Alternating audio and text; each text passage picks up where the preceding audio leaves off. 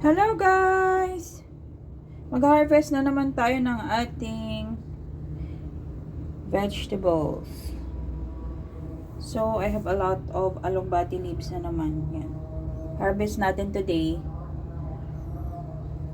Lagay natin siya sa beef. O yan, may kangkong pa tayo dyan.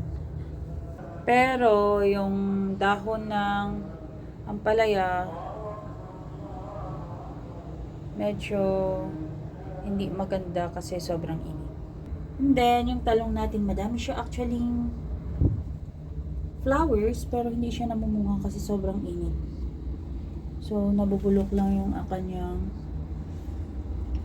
flowers. Yan. Sobrang taba na siya, mga alugbati. Pati may sili pa. So, i-harvest natin siya guys. Tanggalin lang natin yung mga sa taas.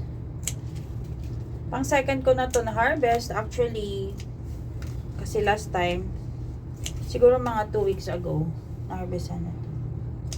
Ngayon, madami na naman siyang leaves. Well, ba talaga pag may garden ka, fresh ang vegetables. Sayang nga kasi mag-vacation na ako. Sumamatay na to.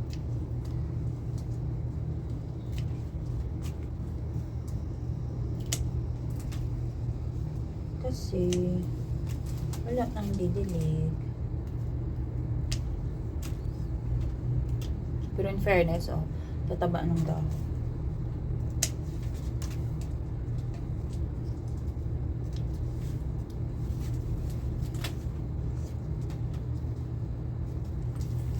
Ito naman, sili to, sama na natin. Dahon ng sili.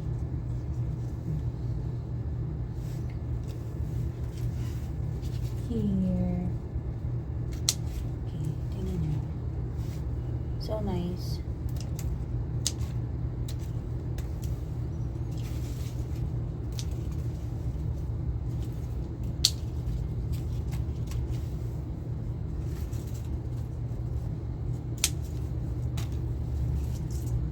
So, bali yung harvest natin, isang lutuan na rin siya. Pero mga ilang lang to. Ilang, what do you call this one? Ilang puno lang.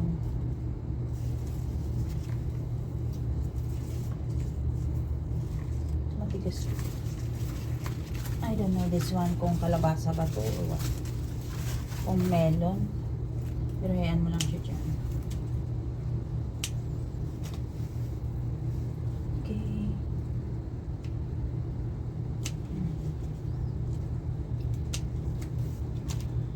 Mga after 1 week, mataba na to.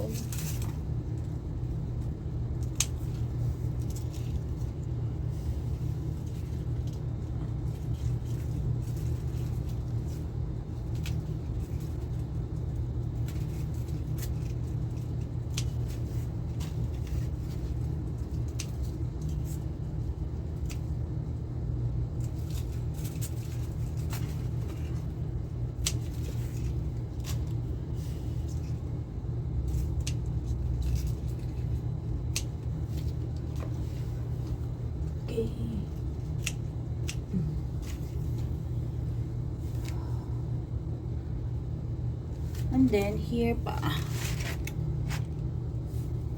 Service na rin natin tong ating kangkong. Dalawa lang siya. Before, madamihin actually. Kaya lang, may sakit nga. Kaya pinatay ko na. Tinanggal ko na siya.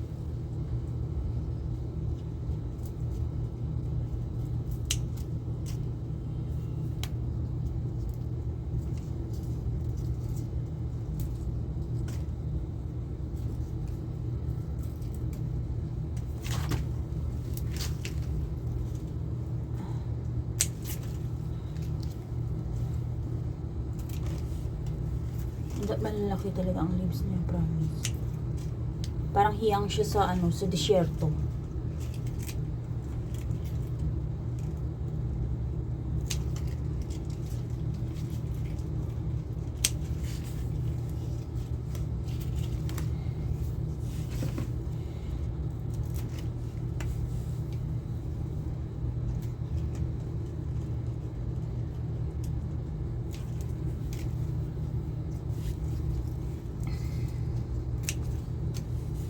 Diyan, oh, madami pa yan dyan.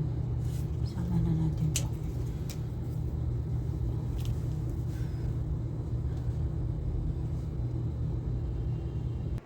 So, ito na lahat yung harvest natin. Madami siya, di ba? Yan. Lagyan natin siya mamaya ng beef. So nice.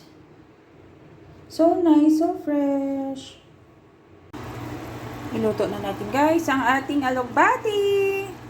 So, pinilagyan na natin siya ng onions, garlic, tomatoes, tsaka, yan, shrimps. Dried shrimps. Yung maliliit, heavy. Okay. Wait lang natin.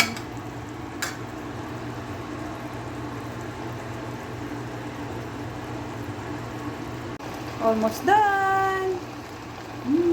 So yummy. That's all for today, guys. Let's eat and thank you for watching. Bye. God bless everyone.